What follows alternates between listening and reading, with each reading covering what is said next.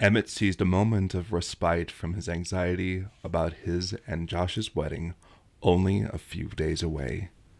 He decided to spoil himself with a haircut and a spa treatment, a facial to ease the dryness of his skin thanks to the winter weather. Emmett's soon-to-be husband had his own anxieties about his family, and it was Josh's idea for Emmett to get his haircut at the same place he did, mentioning how friendly they were about his upcoming wedding and the sweet side shave the barber gave him with a straight razor. The barber didn't disappoint. He asked Emmett if he wanted a razor shave, but the Werebunny wanted to look distinct from Josh this time. Sure, the barber said. In that case, how about I throw out some ideas for you? We could start by fading your hair in above your ear and get a seamless transition from around your ear to the space above. Your hair is dense enough that your skin won't show through and people won't be thinking side shave. It looks like you got a hard part in the past. Do you want that again? Emmett considered the suggestion. I think I'd rather fade it this time. Barber traced his finger along the Werebunny's head and over the area they were looking at. He checked the length of the man's blonde bangs and asked what Emmett wanted to do with them. I'd like to keep them a little long, but I want it to stay out of my eyes, he answered, hoping the barber had a solution for him. Yeah, no problem. You can use a little fiber gum when you dry your hair out on the day of the wedding. That'll keep it looking full and soft and keep it out of your face. I could send you home with a sample if you like. Emmett was relieved. Yeah, that would be really nice. Barber began his work, and further eased the man's tensions about the wedding. The couple believed that they were being accommodating to all the people they invited. Most of their family members lived within a 60-mile ring, and they were also going to be gathering anyway for Thanksgiving. The two of them went to painstaking lengths to find the perfect time for as many people as possible. Then there was the program. Both of the grooms came from traditional families, and that meant traditional assumptions for how weddings tend to pan out. Josh had the bright idea to include some details about the ceremony to manage their expectations. Recently, though, Josh opened up about all the pushback he got from both sides of the family, some in good faith and some otherwise. Emmett's parents took it upon themselves to assist with the planning, giving Josh the benefit of their insight they developed from their lived experience. An old thing is just a new thing we did again, Emmett's mother would say. Every tradition had to have a first time. That's not to say the couple wanted to discard every tradition. Some of these things held a lot of sentiment for both of them. They both liked the idea of having the other one's parents walk their groom to the altar while they waited. It struck a nerve with Emmett that he seemed to be the unofficial bride. No one had to assure Josh of his status as a groom, a man in the relationship, whereas Emmett's mother and father took a special effort to affirm Emmett's masculinity. The assurance didn't erase the experience of discussing how to treat the wearing of something old, something new, something borrowed, and something blue. Emmett's parents' eyes automatically wandered to him, revealing their true assumptions. He thought to himself, as he tended to do as the wedding plans developed, maybe I should just go with it. Maybe I should be submissive to Josh. What would it change? Everybody thinks that anyway. What is the point in trying to defy them? What am I trying to prove? And why did my parents have to provide an answer to certify my status of a man if it was never being questioned in the first place? The barber showed Emmett the product he recommended and offered to demonstrate it for the Werebunny. The barber had a sort of trained objectivity about him, in particular about the haircutting process. It wasn't a matter of, you'll look like this kind of man. It was more about facial framing, maintenance, preparation for growth, establishing a flattering and distinct look without robbing attention from Emmett's other features. The Werebunny was grateful for that, and he assumed this mode of communication came in handy with the other patrons of the establishment who didn't adhere to any particular gender norm. The barber brushed Emmett's shoulders and removed the cape. All right, I think you're ready for your big day. What do you think? Emmett tilted his head to get a better look at himself. Well, my hair is ready. I don't know about the rest of me, he joked. You know, I don't say this to everyone, but back when I served in the army, I felt the same way, the barber said. Yeah, I know. It's hard to picture. My uniform and appearance was rarely out of line, but I wondered when the moment came when I would fall short, when my drill sergeants made a mistake, when they decided to call me a soldier. I never served in combat. I wasn't in a combat role. Don't mistake me for a tough guy. There was one time, though. I was eating lunch with someone sitting near me, and he started to choke on his food. It was a big guy, big white guy, turning flush while he struggled. Well, I came around him, I put my hands around this guy, and a few hard thrusts later, this guy was catching his breath. I didn't have my usual self-doubt in that moment, and I was so strong then. I didn't know what difference I made. Maybe someone else would have done the same thing, but I don't know. I realized then that I was a soldier after I made that difference.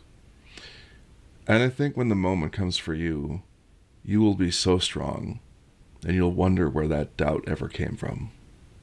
Emmett felt touched by the story and smiled warmly. Wow, that really helps. Thank you. The barber nodded. Yeah, no problem. Now that'll be $60 for the haircut. Emmett bit his tongue as he paid the man. He felt like it was a lot, but it was a nice experience and a nice haircut. He could only imagine that the spa treatment would cost more. Josh rubbed his hands together while one of Emmett's adult relatives walked him through the huge tent, which would be the site of him and Emmett's wedding. His toes were cold, but the raised floor kept his feet dry. There are going to be heaters, right? It was Emmett's second cousin, Dan, who nodded and adjusted his hat. Oh yeah, this thing has an external heater with ducts along the base. I don't think we're going to need it, though. We're just going to attach the back end to the patio door. We'll set up a fan to blow air from the kitchen out here. Josh opened his mouth in realization. Oh, right. Because the oven's going to be going, cooking a turkey. Dan chuckled. Oh, there are going to be a lot more than that. It's a big family. Just about every oven and stove will be running at some point, I'm sure. I think your father-in-law is bringing his smoker, too. The werewolf couldn't help but feel like this was overkill. He knew Emmett since they were in high school, and he thought he knew the size of his family. Yeah, it's a pretty big deal, huh? Dan nodded again, a little slower and slightly exaggerated. It's Thanksgiving. By the way, I still need to know how many people from your family we need to feed. We only have until tomorrow, maybe, to make sure we have enough food and chairs. That's the thing. Josh shrugged. No one from my side of the family actually sent back an RSVP. My dad called to say, it's a hard maybe. Dan was perplexed. That doesn't sound right. Shouldn't the word hard in this instance mean it's definitive? How can that be a maybe? At first, Josh shrugged, but repulsed by his own mealy-mouthedness, he straightened his back. It's a cop-out. It just means he'll be here if nothing better shows up. Dan appeared dismayed and disappointed. I think I'm just going to prepare for them to be here just in case. I mean, the worst thing is you have a lot of leftovers. Well, that's not so bad. Yeah, it's the kind of problem you want. Like, people with real problems wish they had this problem instead. Josh chuckled. This looks really good. I know the white will be really nice with the blue decorations and the flowers. Could you let me know when they arrive so that I can help you put them up? Dan shook his head this time. Just trust me. I'll text you to let you know that it's all up and you don't have to do a thing. Come on, you don't. Pal, I'm going to stop you right there. We got you.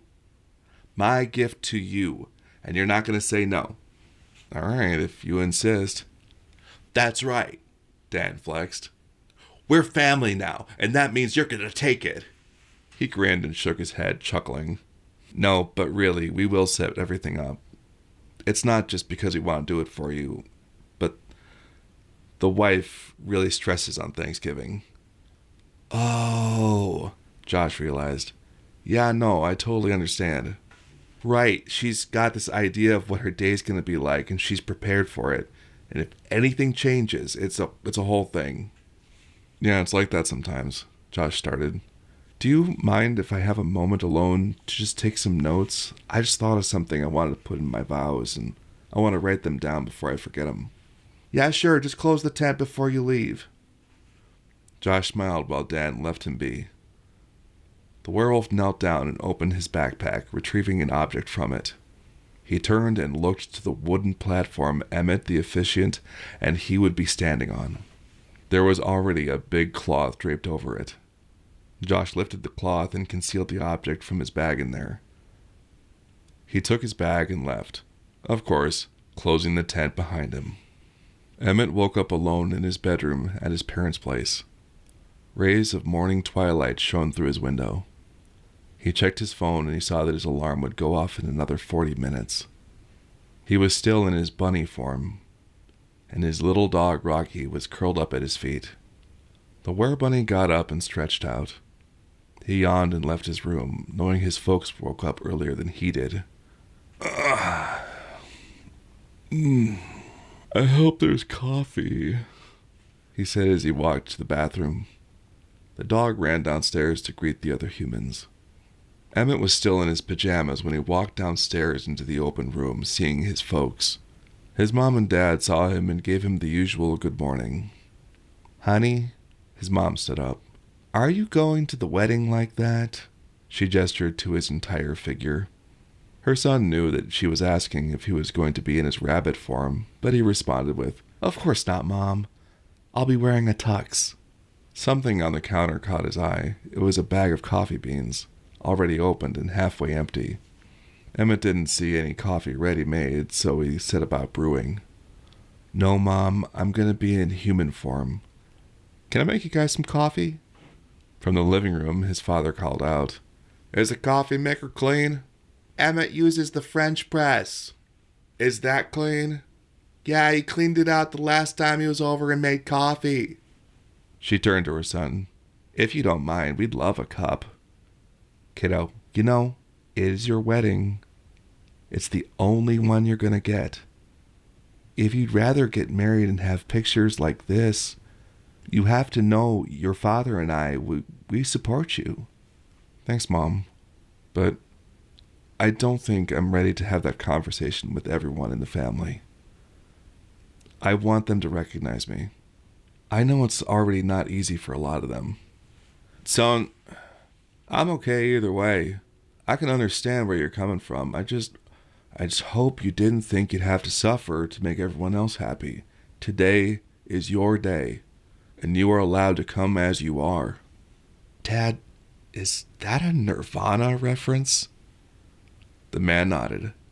Yep. Take your time. Hurry up. Choice is yours. Don't be late. Dad, those are contrary instructions, Emmett said as he poured 3 cups of coffee. The groom watched the clock, the minutes both dragging on and sprinting forward at the same time. He watched the TV from the kitchen and saw the coverage of the Macy's Thanksgiving Day Parade. His parents watched every year. And this year one of the rangers from the local station would represent their association as a bugle player alongside other musicians from posts around the country. Fast or slow, time lurches and crawls ever forward.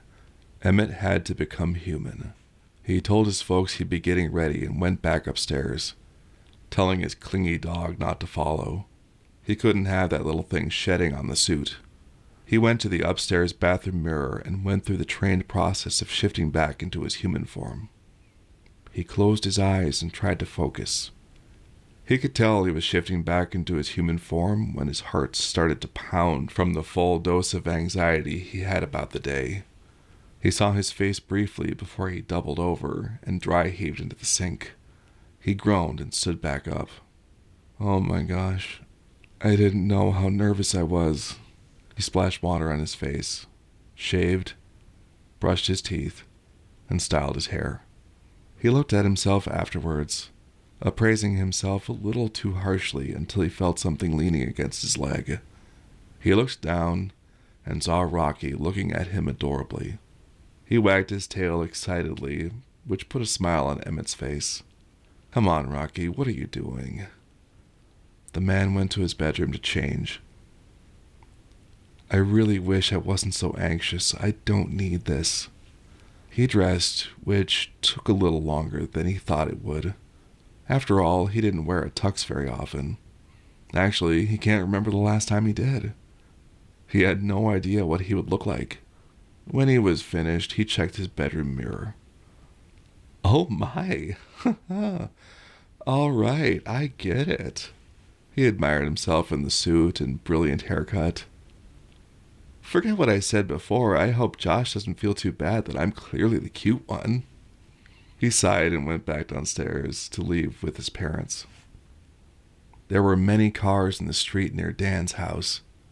He had plenty of space to park, but even that was full. Emmett rode in the back seat, and his father instructed him and his mother to go into the backyard where the tent was staged. He would set down the smoker and park the car in the meantime. Dan was there, dressed in a similar suit as Emmett. Light fog billowed from his mouth as he stood outside of the tent and used his vape pen. He saw the groom and waved him over, giving him a tight hug. "You look good, bud." "Thanks, Dan. How are things going on here?" Dan remembered Emmett didn't like being around the vapor and placed the pen into his pocket. "Listen, I don't want to alarm you at all. We're doing just fine. We're starting on time, no matter what." "Wait, what's wrong?" The groom's heart fluttered as he imagined what the problem could be. Hey, you stop it.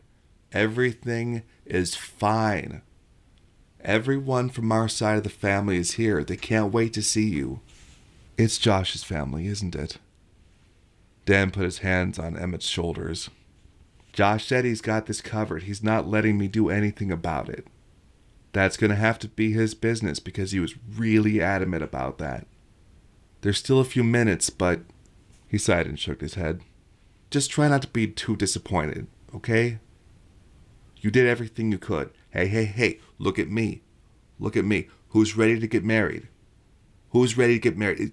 Come on. Who's ready to get married?" Groom shrugged. I'm ready." "Are you sure?" "Yes." "Are you positively sure you're ready? Because I'm not letting you through that door until you are." "I'm ready." "Louder." "I'm ready." That's too loud. "I'm ready." "All right, now put some mustard on it." "I'm ready." "Perfect. As soon as your dad is here, we can get our cue and we can go through the door." "Oh, okay." Emmett looked to his mom with her dark green dress. "Are you cold, Mom?" She nodded, which prompted Dan to reassure her that they could walk into the tent soon. Music played in the tent, and the groom's father showed up to stand beside him. Dan listened to the pastor speaking and found his cue to unzip the side door. He held the flap shut until the right moment and counted down on his fingers. 2, 1, go. He opened up the flap for the trio, following them inside once they were through. Emmett held his mom and dad's hands as he marched to the altar from the side. Across from him was Josh, marching in as well. The only difference is he was alone. Emmett nearly stopped, only for his folks to keep his legs moving. He looked to the gathering and recognized every person as a part of his family. His knees froze, only for his father to whisper, "Keep going, everything's okay." Everything wasn't okay. Even though the sides of the aisles were evenly filled, there was no escaping the fact that Josh was alone. He saw the handsome, downright dashing man who met him at the altar and tightened his lips, wondering who could leave this person to do this on their own. Josh reached forward, undaunted by the circumstances. "You are beautiful," he said to Emmett. "Beautiful. That's what you say to a bride. That wasn't a word for a man." Emmett's hands felt sweaty, and he started to think he should have planned for this in his bunny form. He was in his head while the pastor spoke about matrimony, love, and trust. Josh wrapped his hands around Emmett's and held onto them more firmly. Werebunny enjoyed the warmth of the other man's hands, but something felt wrong about this. His mind raced while he looked Josh in the eyes.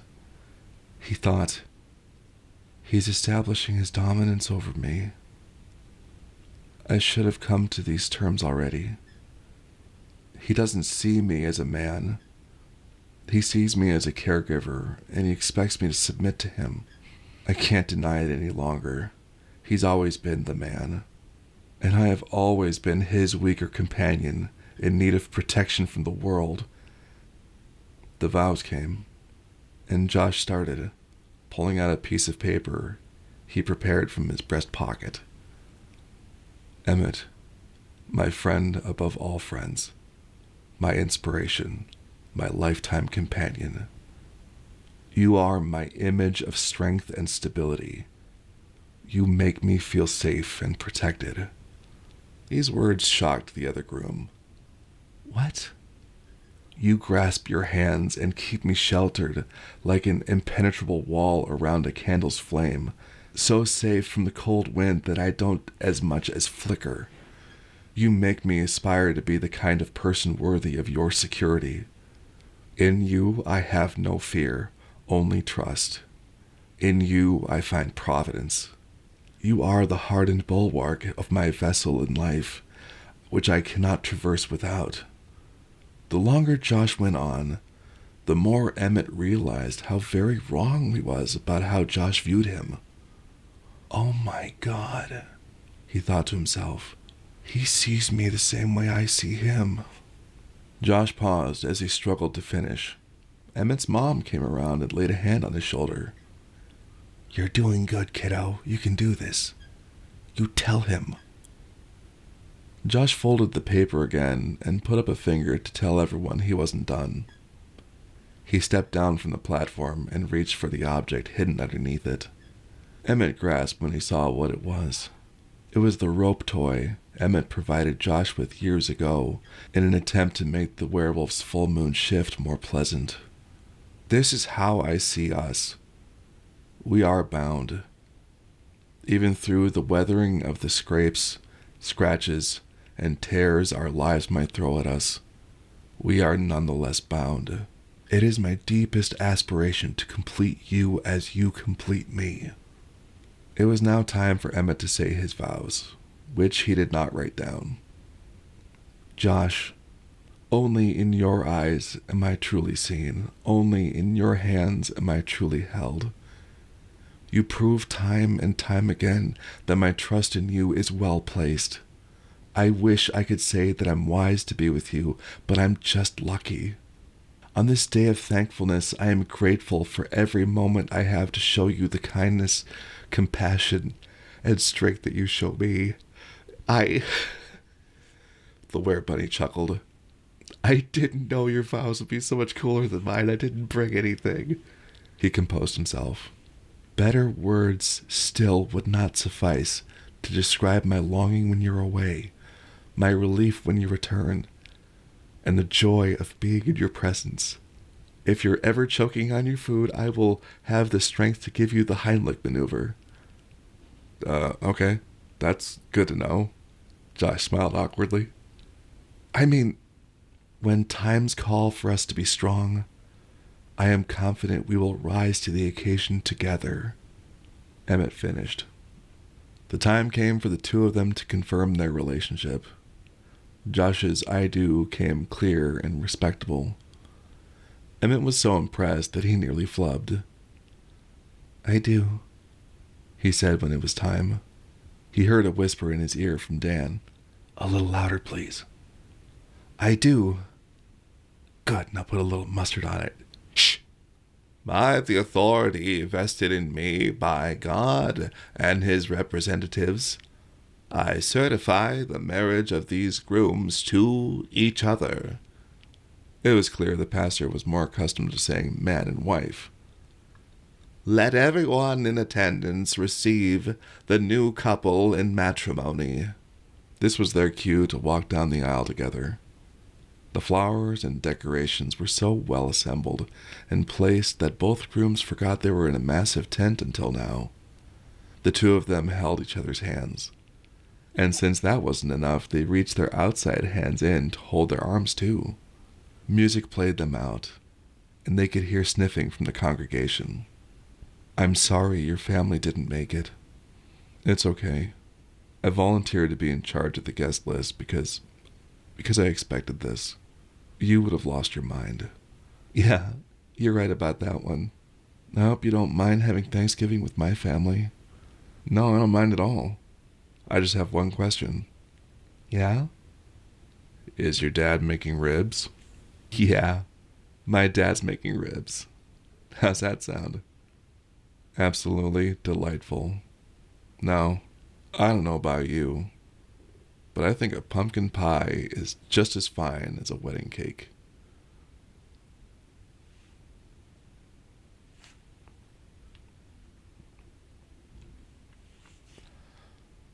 With the advent of cinematic universes, creators on all platforms are trying their hand at cohesive world creation of their own. What used to be the premise of entire-length novels or epics can now be presented and commented on in more easily digestible doses from creators with the lowest barrier to entry in history. Hi, I'm Sleepcut, and for today's ASMR theory, we're looking at Grunge Panzer ASMR, or as his fans call it, the Panzerverse. Don't fact-check that. In this universe, werewolves are real and not a secret from all of humanity. Any person with exposure to a werewolf attack can become a werewolf if they survive. In this story, any person can be a werewolf, since their werewolf traits are only apparent during the night of the full moon. Grunge has gone on record to say that there is no correlation between a person's human body and their werewolf body. The reason I have no correlation between a werewolf's body and with their human form is because it is scarier to the society in which they live. If their human traits indicated their status as a werewolf, they would be more easily to understand and manage. Scary people in our world may not come with the warning labels on them, and so they look just like you and me is possible. I wanted this distrust in the story and to explore a society that must deal with that fact. So we know how he writes their different physical forms, but he has not yet spoken about their different internal experiences. The story establishes that Logan and Isaiah are extremely rare werewolves. Rare wolves, if you will. You won't? Okay. That's because they are conscious, in control, and speak, and are able to communicate complex ideas. This implies that other werewolves have a different experience while shifted. Some of them have a complete memory lapse or an interval where they are not in control of themselves. Even among those who are aware of their bodies in the passage of time while they are shifted, it is even more uncommon for them to control their bodies and even have a clear sensory information. We have only explored a few werewolves so far, but I think it's enough to form a hypothesis about what factor is most deterministic in these rare traits. Logan and Isaiah both have a very strong internal locus of control, or an individual's perception of the driving influences in the outcome of life's events. When Logan first appears in the story, he must be chained and muzzled because he can't control himself. He felt as a victim of his lycanthropy. Then he starts seeing the very first therapist who can be trusted to treat Logan without bringing him to the authorities. This therapist, who we know as Ted, changed Logan's view about his own lycanthropy by explaining this is something that Logan owns, which is contrary to his previous view, which is an external force he is subjected to. After a few therapy sessions with Ted, we see that Logan acts differently and can even be trusted to be unchained and unmuzzled, though he keeps the muzzle around just in case. We also see that very few werewolves receive such therapy even when they seek treatment. A common setting in the Panzerverse is one of many facilities designed for the treatment of what they call illegal species. We are not yet aware of the full list, but among the list are werewolves and vampires, but Grunge has teased the possibility of wendigos and, quote, other former humans. At these facilities, the werewolves' lives are strictly controlled and micromanaged. The concept of agency is no longer an aspect of their character, with Isaiah as a notable exception. Every moment of every day is controlled by outside forces, and they are forced to attend church where they ask God, another external force, to fix them. If this sounds familiar, It's probably because of the criticism against the philosophy many recovering alcoholics receive when they seek treatment. It's the idea that they cannot fix themselves and need God to intervene. Many claim that this is a message inhibiting the growth and healing that they could be doing otherwise. The hopelessness, they claim, stops any attempt to develop the self-discipline required to critically examine their own behavior and learn from it. They say the unhealthy dependence on God and external force means that if they ever relapse, they tend not to blame themselves, but rather the crutch they made out of God as an excuse. Finally, addicts of all kinds of substances and behaviors acknowledge that excuses are enablers that deepen their addictions. While it isn't confirmed what lycanthropy represents, the downward spiral of addiction is mirrored in the Panzerverse, because the werewolves conditioned to have very external locus of control apparently never recover. Dominic is an example of this, a werewolf who can only start improving his life after being allowed the slightest ability to do so. I'm honestly excited to see how the story unfolds from here, but tell us what you think. Is this on point, or does the theory not hold water? Like, comment, and subscribe so that you can be notified about our upcoming theory on Has Been Hotel Season 2. I'm Sleepgut, signing out.